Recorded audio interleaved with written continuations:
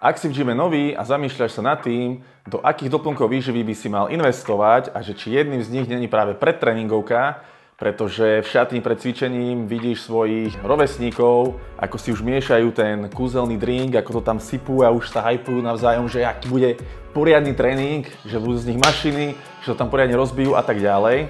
Tak toto video je práve pre teba, pretože ti poviem a vysvetlím, či predtréningovka je pre teba vhodná, či by si do nej mal investovať alebo nie. Ak áno, tak až kedy by to malo reálne pre teba nejaký význam. Ahoj, moje meno je Filip Demček, vítam ťa v ďalšom diele 5-minútového benchpressa, kde ti do 5 minút vysvetlím nejakú fitness tému a dnes sa pobavíme o predtréningovke, o tom, čo väčšina tínedžerov si rado kupuje, rado sa hypuje, hlavne predtréningovky z Ameriky, pretože Amerika má inú legislatívu ako my a oni vyrábajú predtréningovky tak, že tam dávajú aj také látky, ktoré u nás povolené nie sú. S čím mám aj jednu skúsenosť, ktorú môžem povedať, ak nezabudnem v tomto videu. Pokiaľ si začiatočník a teda cvičíš menej ako rok, mal by si sa vôbec zamýšľať nad predtréningovkou alebo nie? Jednoznačná odpoveď znie nie, vôbec by si to nemal riešiť. Nedať to taký benefit, ako možno vidíš na tých webových stránkach spoločností, ktoré predtréningovky vyrábajú, pretože verím, že to znie lákavo, ale 99,5% úspechu, ktoré ty vieš spraviť v tom prvom roku, je proste zamerať sa na základy, vybudovať si silné základy, dobré návyky a robiť ich pravidelne a tým je proste kvalitný tréning, kvalitná strava a kvalitný spánok. Toto keď splníš, tak to ti dá 99,5% úspechu a progresu a iba 0,5% by bola tá pretréningovka, ktorá by ti mohla z času na čas nejako pomôcť.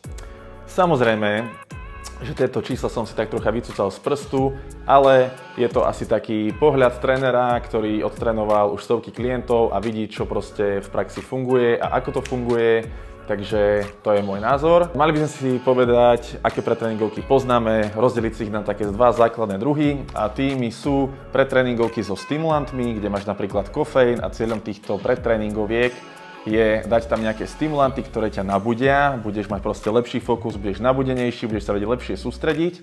Takže toto je prvý druh predtréningoviek a druhý druh predtréningoviek sú také predtréningovky, ktoré majú za úlohu, kde nie sú stimulanty, takže si ich ľudia môžeš dať aj večer pri večernom tréningu, ale sú tam látky, ktoré ti zlepšujú prekrvenie a tým pádom ti budú zlepšovať aj napumpovanie svalov pri tréningu. Tak a teraz si povieme, kedy by si ich mal používať a ak by si ich vôbec používať mal. Zhodneme sa na tom teda, že pokiaľ si len začiatočník, potrebuješ si vybudovať tie základy, ktoré ti dajú maximum toho benefitu a na predtréningovku môžeš úplne zabudnúť, peniaze radšej investuj do kvalitného proteínu, neskôr možno do kreatínu, alebo proste zober svoju frajerku na rande a vybavená vec. OK, predtréningovka teraz nie je pre teba. Druhá vec, kedy by som si predtréningovku dal? Jednoducho, predtréningovku so stimulantmi by som si dal vtedy, keď som možno mal nejaký zlý spánok, málo som spal, alebo som po nočnej, aj tak proste potrebujem ísť na tréning a necítim sa proste dobre, cítim sa byť slabý a že jednoducho dneska fakt sa mi nechce, nedám zo seba to maximum, tak vtedy je tu priestor na takúto predtréningovku, dám si ju a môžem dúfať, že mi to fakt zašlape, lebo nie každá predtréningovka od každej firmy ti zašlape. V tomto sa budeš musieť trošku hľadať, je to individuálne a odskúšať si to na sebe a vtedy by som si dal predtréningovku, lebo mi pomôže dostať sa cez ten tréning, spraviť tam to maximum, ktoré dokážem a proste potom už nasledujú ostatné veci, idem domov, poriadne sa najem, vyspím, aby som na ďalší tréning bol ready. Treba povedať to, že jednoducho ty máš byť schopný na základe svojho životného štýlu fungovať aj bez predtréningovky normálne a odtrénovať každý svoj tréning bez predtréningovky, OK? To je alfa a omega. Druhým spôsobom, alebo druhým prípadom, kedy by som z predtréningovku dal, je vtedy, keď možno chcem vyskúšať svoj nejaký osobný rekord v nejakom cviku, či už to bude na jedno opakovanie, alebo na niekoľko opakovaní s určitou váhou, tak vtedy proste potrebujem sa pušnúť, vtedy mi naozaj tá predtréningovka dáva zmysel a vyskúšam to. A druhým typom predtréningovky sú tie, ktoré proste ti dajú to prekrvenie, napumpovanie a tie by som využíval vtedy, keď proste možno mám také nižšie percento podkožného tuku, že už som v diete alebo som už vyrysovaný, jednoducho som spokojný so svojou formou, vidím tú svalovú separáciu a chcem vidieť, ako to bude vyzerať, keď budem fakt že napumpovaný, jo? Tak vtedy by som si možno takúto predtréningovku dal a takúto, že bez stimulantu môžeš užívať aj dlhodobejšie alebo pravidelnejšie, tak to nazvime, že pravidelnejšie, lebo sa ti jednoducho páči efekt tých látok tam, si napumpovaný, páči sa ti to jednoducho, máš radosť väčšiu z toho tréningu, tak prečo nie, kľudne môžeš.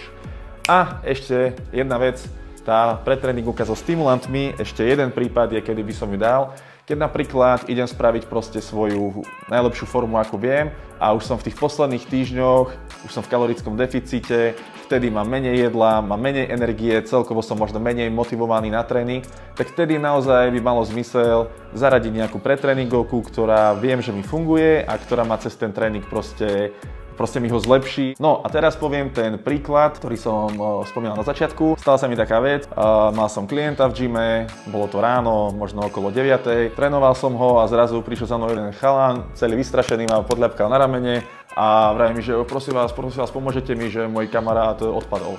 No a pozriem pri veži, kde robíš proste na kladkách cviky, chlapec odpadol, proste bol úplne mimo.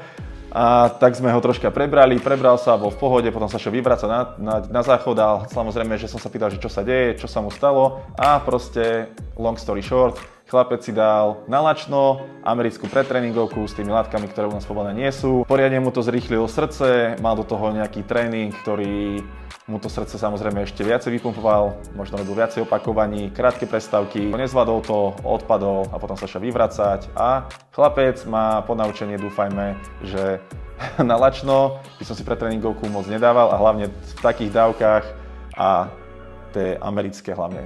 Takže sorry za takéto vyjadrovanie a skomoleniny, ale nechápem, ale verím, že vy chápete, čo som tým chcel povedať. Takže naozaj s pretréningovkami veľmi opatrne, pokiaľ si začiatočník, nemá ťa to ani čo zaujímať, dokážeš odcvičiť a mal by si schopný byť odcvičiť aj bez takýchto vecí, aj bez energetických nápojov a podobných blbostí. To naozaj do tréningu nepatrí. Neskôr, keď si skúsený, tak už svoje telo poznáš lepšie a už vieš, že či dneska to bude dobre, či to nebude dobre, či by ti niečo také nemohlo pomôcť a vtedy to naozaj môžeš vyskúšať a má to vtedy svoje opodstatnenie. Ale inak do toho vôbec investovať peniaze nemusíš. Ak sa ti video páčilo a bolo pre teba hodnotné, môžeš mi dať like alebo odber a vidíme sa v ďalšom videu. Ahoj!